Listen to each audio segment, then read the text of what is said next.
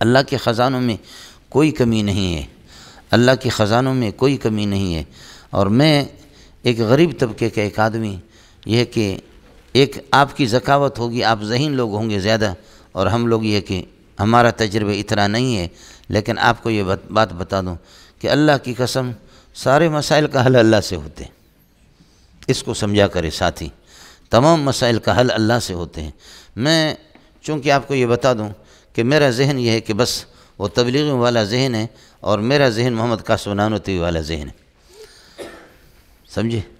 مجھ سے میرے شیخ نے بھی، حضرت نے بھی بتا دیا، اللہ آپ کا بھلا کرے، کہ ہم زیادہ ادھر ادھر کی بات، مولوی بن کر کے آپ کو قرآن آ گیا، قرآن کا ترجمہ بھی آ گیا، پھر بھی آپ کو روٹی نہیں ملے گی، پھر بھی روٹی نہیں ملے گی۔ آپ گریجویٹ بنے، ایم اے کریں، ایم بی بی ایس کریں، میں اس مولوی کو اس قسم کا ذہن رکھتا ہے، لاؤ اس کے چہرے پر میں تھوکوں گا،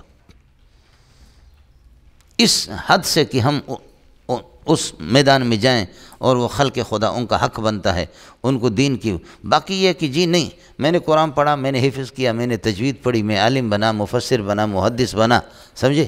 یہ سب کچھ بنا، لیکن اب یہ ہے کہ اس سے مجھے روٹی نہیں ملے گی، میں انگریز کی بوٹ پالش کروں، میں تجھ پہ بھی لعنت بھیجتا ہوں، تیرے اس انگریز پہ بھی لعنت بھیجتا ہوں۔ یہ ذہن کسی مولوی کا نہیں ہے۔ اس لیے ساتھی، مسائل کا حل ایک اللہ ہے، وَإِلَى اللَّهِ تُرْجَعُ الْأُمُورُ، حاجتکم امر من الامور وکل امر یرجع الی اللہ فحاجتکم ترجع الی اللہ، مسئلتکم امر، تمہارا سوال، تمہاری عاجزی اور تمہارا بھوک، سمجھے؟ جوعکم امر من الامور وکل امر یرجع الی اللہ، اور فالجوع یرجع الی اللہ، اس کا حل اللہ سے آپ کریں گے۔ اولاد کا جو مسئلہ ہے، امر من الامور وکل امر یرجع الی اللہ، لہذا حصول الولد، اولاد کا جو حصول ہے، یرجع الی اللہ، اللہ سے ملے گا سب۔ اس لیے ساتھی، جو کچھ آپ سے بن پاتا ہے وہ آپ کریں، آپ سے جو کچھ بنتا ہے، تلاوت اور قرآن، خصوصی قرآن کے ساتھ آپ کا تعلق ہو۔ میں نے آپ کو بتایا مولانا عبید اللہ سندھی رحمۃ اللہ علیہ نے حضرت اقدس مولانا محمد منظور نعمانی کو، حضرت نعمانی رحمۃ اللہ نے فرمایا کہ آپ کی قابلیت کا مسئلہ اصل بنیادی چیز کیا ہے؟ فرمایا کہ مولوی منظور صاحب، میں نے شاہ ولی اللہ کے اس کو اسرار اور رموز کا جو علم ہے اس کا بھی میں حافظ ہوں، منطق و معقولات کا بھی میں حافظ ہوں، لیکن اللہ نے جو مجھے قابلیت دی ہے، میں نے 50 سال قرآن میں محنت کی، سمجھے؟ اور حضرت مولانا ظرف علی خان دامت برکاتہم العالیہ، یہاں ایک دفعہ ہم نے حضرت کو بلایا تھا، بڑی پیاری بات کی، بہت اچھی بات کی ماشاءاللہ۔ حضرت نے فرمایا کہ علماء اندھے ہیں، اللہ پاک نے جو قرآن کے اندر جو قابلیت رکھی ہے، قرآن پاک میں جو ذخائر ہے، جو علم کا ذخیرہ ہے، وہ بخاری میں بھی نہیں ہے۔ بخاری اس کی شرح ہے، ترمذی اس کی شرح ہے، قرآن کے ساتھ آپ کی محنت ہوگی، سمجھے؟ اور یہ بھی ساتھی سمجھے کہ بس کچھ اللہ پر بھی بھروسہ کرو، کمینگی کا اظہار نہ کرے آدمی، سمجھے؟ مسائل آپ کے سب حل ہو جائیں گے، لیکن یہ دعا کر لو کہ اللہ پاک مجھے اور آپ کو مولانا حسین علی اور مولانا احمد علی لاہوری کے اولاد بنا دے، محمد قاسم نانوتوی کے اولاد بنا دے، فقیہ الامت رشید ہم گنگوئی کے میں بنا دے، حضرت اقدس حکیم الامت اشرف علی تھانوی، سمجھے؟ مولانا خود کھانا، اپنے پیٹ کا سوچنا، یہ بہت بڑی بے غیرتی ہے۔ ہاتھی تو ماشاءاللہ آپ دیکھیں کتنا موٹا ہوتا ہے۔ آپ مجھے یہ بتائیں، درختوں سے، ہریالی سے آپ کو محبت ہے یا ہاتھی سے؟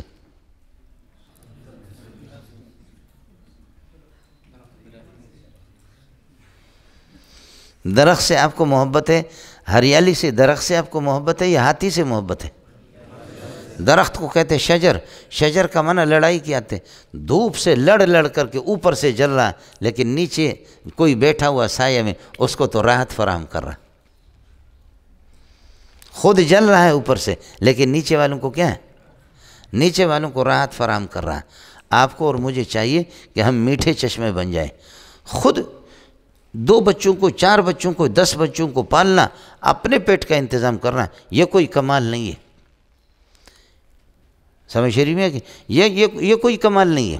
کمال تو یہی ہے کہ خلق خدا کا آپ سوچیں، اور جتنا یہ ہماری لائن اس قسم کی ہے، اس میں جتنا بھی آدمی محنت کرے، جتنی بھی محنت کرے گا وہ پھیلتا جائے گا۔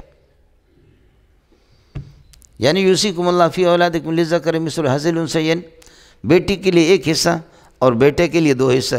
اب بیٹی 2 حصہ لینا چاہے تو وہ لے نہیں سکتی، بیٹا 3 حصہ لینا چاہے تو لے نہیں سکتا. لیکن العلماء ورثۃ الانبیاء، اس وراثت کے اندر یہ ہوتا ہے کہ شاگرد جتنی محنت کرتا ہے استاد سے زیادہ لیتا ہے. شاگردوں نے استادوں کو پیچھے چھوڑ دیا. آپ دارالعلوم میں جا کر دیکھیں، بنور ٹاؤن میں جا کر کے دیکھیں کتنے شاگرد ہیں، شاگرد اوپر آگے، اساتذہ نیچے. جی ہاں، آپ دارالعلوم دیوبند میں دیکھیں، شیخ الہند کے شاگرد، قربان جاؤں اس شیخ الہند پر، عظیم انسان گزرا.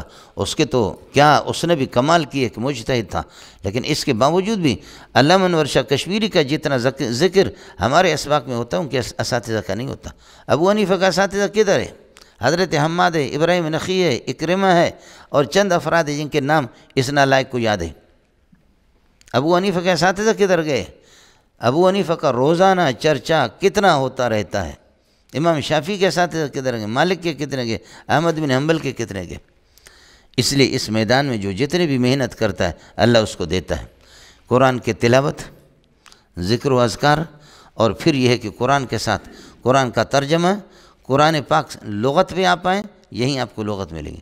اور فقہ اسی میں، اصول فقہ اسی میں، اعتقادیات، علم کلام بھی اسی میں.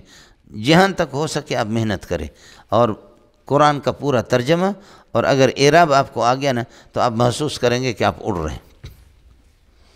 صرف اس کو اپنے طور پر حل کر لو، سمجھے؟ اس لیے آپ کی محنت ضروری ہے اور اللہ کی طرف متوجہ بھی ہوں. اور یہ کہ اللہ ہم نے جو کچھ پڑھا، اے اللہ اس کو خلق خدا تک ہمیں پہنچانے کے توفیق نصیب فرما دے. مزید ویڈیوز کے لیے آپ ہمارے فیس بک پیج کو لائک کریں